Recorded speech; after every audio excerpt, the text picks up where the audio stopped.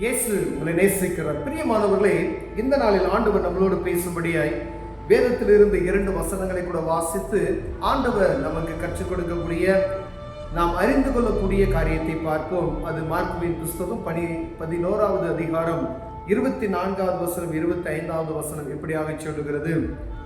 ஆதலால் நீங்கள் ஜெபம் பண்ணும்போது எவைகளை கேட்டுக்கொள்வீர்களோ அவைகளை பெற்றுக்கொள்வோம் என்று விசுவாசியுங்கள், அப்பொழுது அவைகள் உங்களுக்கு உண்டாகும் என்று சொல்லுகிறேன்.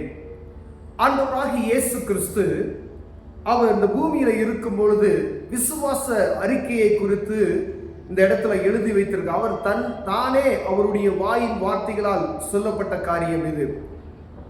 நீங்கள் ஜெபம் பண்ணும் போது ஏதோ ஒரு காரியத்துக்காக நம்ம ஜெபிக்கிறோம் அப்படின்ற பொழுது அந்த ஜெபத்தை ஒரு பொருளுக்கு ஒரு தேவை, ஒரு பொருள் தேவை, இல்லை ஒரு பண தேவை என்று அதுக்காக நம்ம ஜெபிக்கிறோம் அப்படின்னு சொன்னால், அப்போ ஜெபிக்கும் பொழுது இதை நாம் பெற்றுக்கொண்டு விட்டோம் என்கின்ற நம்பிக்கையோடு விசுவாசத்தோடு அந்த ஜெபத்தை நாம் செய்ய வேண்டும் என்று வேதம் நமக்கு சொல்லுகிறது. ஆண்டவராக இயேசு கிறிஸ்து நமக்கு கற்றுக் கொடுத்திருக்கிறார். பிரியமானவர்களே, என்று விசுவாசிகள், அப்பொழுது அவைகள் உங்களுக்கு உண்டாகும் என்று சொல்லுகிறேன். அப்ப ஒரு ஜெபத்தை செய்வதற்கு முன்பதாக அநேக அவிசுவாசமான காரியங்கள் நமக்கு வரும் என்பதை நாம் அறிந்திருக்கிறோம். எப்படின்னா, ஒரு தேவைக்காய் ஒரு மனிதனை நீங்கள் சந்திக்க போகிறீர்கள் என்றால் தேவ சமூகத்தில் ஜெபித்து விட்டு நீங்க போகிறீங்க. போவதற்கு முன்பதாக அநேக இடர்கள், அநேக மனநிலைமையில வரக்கூடிய காரியங்கள், கிடைக்குமா கிடைக்காதா, அப்படி பலவிதமான சூழ்ச்சிகள், அதாவது எண்ணங்கள் நமக்குள் வந்து போவதை நாம் அறிந்திருக்கிறோம். ஒவ்வொரு மனிதனுக்குள்ள இந்த காணப்படுகிற ஒரு பிராக்டிக்கலான காரியம் இது. ஒரு இடத்துல நம்ம பணம் கேட்டிருக்கோம், ஒரு இடத்துல ஒரு கடை கேட்டிருக்கோம், ஒரு இடத்துல ஒரு காரியமாய் போய் பேச போகிறோம் அப்படின்னா, போவதற்கு முன்பதாய் நம்ம ஜெபித்து விட்டு போகும் பொழுது அநேக காரியங்கள் நமக்குள்ள சிந்தனைகளுக்குள்ள ஓடுகிற எல்லாருக்குள்ள. ஆனா வேதம் என்ன சொல்லுகிறதுனா, நீங்க கேட்கிற காரியம் அது பெற்றுவிட்டோம் என்கின்ற நம்பிக்கையோடு நம்ம ஜெபி ஒரு காரியத்துக்காக நீங்க ஜெபிக்க உட்கார்ந்த உடனே இந்த ஆண்டவர் எனக்கு செய்வார், செய்து விட்டா என்ற விசுவாசத்தோடு நாம் ஜெபிக்கணுமா? அப்ப நம்ம ஜெபிக்கிறது எப்படி ஜெபிக்கிறோம் அப்படின்னு சொன்னா, ஒரு கடமைக்காய் கிடைக்கணும், எல்லாத்தையும் மனுஷன்கிட்ட கேட்கிற மாதிரி ஆண்டவர்கிட்ட கேட்போம் அப்படின்னு சொல்லுகிற ஒரு காரியத்தில் சும்மா போய் நின்று ஆண்டவர் இந்த காரியத்தை எனக்கு செய்யுங்க இப்படி அப்படின்னு சொல்லிட்டு நம்ம ஒரு புலம்பலை போல சொல்லிவிட்டு நாம் கடந்து செல்கிறோம். ஆனா ஆண்டவர் எதிர்பார்க்கிறது அவ்வளோ இருதயத்தோடு ஆழத்திலிருந்து தேவ சமூகத்தை நீங்கள் நோக்கி பார்க்கும் பொழுது அவர் ஜெபத்திற்கு பதில் கொடுக்கிறவராய் இருக்கிறார். பிரியமானவர்களே, நீங்கள் நின்று ஜெபம் பண்ணும்போது ஒருவன் பேரில் உங்களுக்கு யாதொரு குறை உண்டாயிருக்குமையானால் பரலோகத்தில் இருக்கிற உங்கள் பிதா உங்கள் தப்பிதங்களை உங்களுக்கு மன்னிக்கும்படி அந்த குறைகளை அவனுக்கு மன்னியுங்கள். ஒருவரை ஜெபிப்பதற்கு முன்பதாக ஒரு மனிதன்கிட்டயோ, உங்க குடும்பத்திலேயோ, உங்க கணவன் மனைவிக்குள்ளேயோ, இல்ல அண்ணன் தம்பிகளுக்குள்ளேயோ, இல்ல உறவினருக்குள்ளேயோ, இல்ல பக்கத்து கடைக்காரங்களுக்குள்ளேயோ, இல்ல பக்கத்து வீட்டுக்காரங்களுக்குள்ளேயோ ஒரு சமாதான குறைச்சல், ஒரு சமாதானமற்ற ஒரு சூழ்நிலை இருக்குமேனால் அவர்கள் செய்த காரியத்தை நீங்க மன்னிக்காது இருந்திருக்கலாம். ஏதோ உங்களுக்கு ஒரு மனக்கசப்பு இருக்கலாம். பாத்துங்க, அப்ப அந்த மனக்கசப்பை என்ன செய்யணுமா? மன்னிக்கணும்னு சொல்லி ஆண்டவர் சொல்லுகிறார். உங்க சகோதரனா இருக்கலாம், சகோதரியா இருக்கலாம், அண்ணனா இருக்கலாம், தம்பியா இருக்கலாம், அம்மாவா இருக்கலாம், அப்பாவா இருக்கலாம், அக்காவா இருக்கலாம், உறவினர் யாராக வேணா இருக்கலாம், அந்நியர்களாகவும் இருக்கலாம். அப்படிப்பட்டதான ஒரு காரியம் இருக்கும் பொழுது நான் மனசுல அப்படி ஒரு சஞ்சலத்தை வைத்து தேவ சமூகத்துக்கு போனா அந்த ஜெபம் கேட்கப்படாது என்று வேதம் சொல்லுகிறது. நீங்க போய் முதல்ல ஒப்புரவு ஆக வேண்டும். உங்க தகப்பனார்கிட்ட நீங்க ஒப்புரவாகுங்க, உங்க தாய்கிட்ட ஒப்புரவாகுங்க, உங்க சகோதரன்கிட்ட ஒப்புரவாகுங்க. ஒரு காரியத்தை குறித்து தேவ சமூகத்தில் நாம் ஜெபிப்பதற்கு முன்பதாக ஆண்டவர் சொல்லுகிற அந்த வார்த்தை எப்படி என்னால், நீ ஜெபத்தில் கேட்கக்கூடிய காரியத்தை நீ பெற்றுக்கொள்ள வேண்டுமானால் விசுவாசம் மாத்திரம் போதாது, உன்னுடைய பாவத்தை மன்னிப்பதற்கு நீங்க அவங்க செய்த காரியத்தை மன்னித்து தேவ சமூகத்துல நீங்க மன்னிச்சுட்டேன், அந்த இடங்களை நான் மறந்துட்டேன்னு சொல்லி ஒப்புரவு ஆகிட்டு நீங்க போகும் பொழுது ஆண்டவர் சொல்றார் பாருங்க, உங்கள் தப்பிதங்களை உங்களுக்கு மன்னிக்கும்படி அந்த குறைகளை அவனுக்கு மன்னியுங்கள். அதாவது உங்க தப்பிதங்களை மன்னிக்கும்படி அவருடைய குறைகளை நீங்கள் மன்னிங்க. நம்ம ஒவ்வொரு நாள் அநேக பாவங்களை செய்கிறோம், நமக்கு கணக்கில் இல்லாத காரியங்கள் நம்ம செய்து கொண்டு இருக்கிறோம். நம்முடைய தப்பிதங்களை ஆண்டவர் மன்னித்து அந்த ஜெபத்தை கேட்கும்படிக்கு மற்றவர்களை நம்ம மன்னிக்க முடியாத காரியம் இருக்கு பார்த்தீங்களா, அந்த காரியத்தை ஆண்டவர் என்ன சொல்றார்? மன்னித்து விடு என்று சொல்லுகிறார். அப்பதான் இந்த ஜெபம் கேட்கப்படும். பிரியமானவர்களே, நீங்கள் மன்னியாது இருப்பீர்களானால் பரலோகத்தில் இருக்கிற உங்கள் பிதா உங்கள் தப்பிதங்களை மன்னியாது இருப்பார். அப்ப பாவத்தை மன்னிக்கல அப்படின்னா அப்ப ஜெபம் கேட்கப்படாது. அப்ப ஆண்டவர் சொல்றார் பாருங்க, உன் பக்கத்து வீடு யாரா இருந்தாலும் சரி, அவங்க கிட்ட ஒரு காரியம், நீ மன்னிக்கக்கூடிய ஒரு காரியம் இருக்கும். ஒருத்தர் கடன் வாங்கிட்டாருங்க, உதாரணத்துக்கு அவர் ஒரு 100 ரூபா உங்களுக்கு கொடுக்கணும் அப்படின்னு வச்சுக்கோங்க.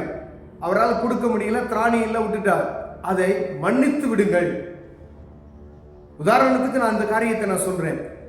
மன்னித்து விட்டு தேவ சமூகத்துக்கு போய் நீங்க ஜெபிக்கக்கூடிய ஒரு காரியத்துக்காக தேவ சமூகத்தில் நீங்க ஜெபிக்கும் பொழுது ஆண்டவர் அந்த காரியத்துக்கு நீங்க மன்னித்தது போல நீங்கள் செய்த நான் ஜெபிக்க போறேன்னா என்னுடைய பாவத்தை அவர் மன்னிப்பார். ஏதோ ஒரு குற்றம் எனக்குள்ள ஆண்டவருக்கு ஒருவனும் பரிசுத்தமாய் இருக்க முடியாது. நான் பார்க்கிற பார்வையில குற்றம், பேசுகிற வார்த்தைகள குற்றம் இருக்கிறது. அவர் பார்த்தா நம்ம நிலை நிற்க முடியாது. அவர் கிருபையினால் நம்மளை மன்னித்து ஒவ்வொரு நாளும் அவர் நம்முடைய பாவத்தை மன்னித்து அவருடைய இரத்தத்தினால கழுவி நம்மளை சுத்திகரித்து ஒவ்வொரு நாளும் புதிய மனிதனாய் மாற்றிக்கொண்டு இருக்கிறார் என்பதை நாம் மறந்து போய்விடக்கூடாது பிரியமானவரே.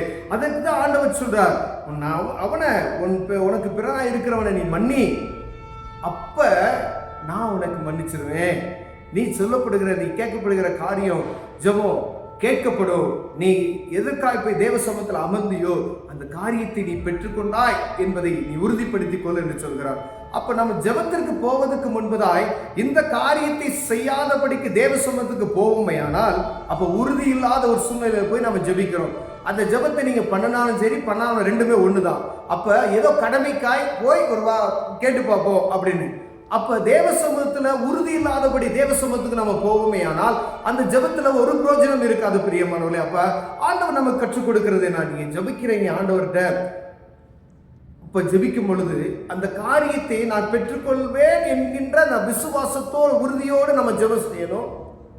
ஜெபிப்பதற்கு முன்பதை யாரிடமாவது ஒரு மன்னிக்க முடியாத ஒரு காரியத்தை நாம் செய்திருப்போமே ஆனால், மன்னிக்கல, அப்பா திட்டாரு மன்னிக்கல, அம்மா திட்டாங்க அவங்கள மன்னிக்கல, அண்ணன் திட்டாரு அவரை மன்னிக்கல, ஏதோ ஒரு தவறு, ஆனா அவங்க கிட்ட ஒப்புரவானதுக்கு பின்பதாய் தேவ சமூகத்துக்கு போக வேண்டும் என்று ஆண்டவர் நமக்கு கற்றுக் கொடுத்திருக்கிறார் பிரியமானவர்களே.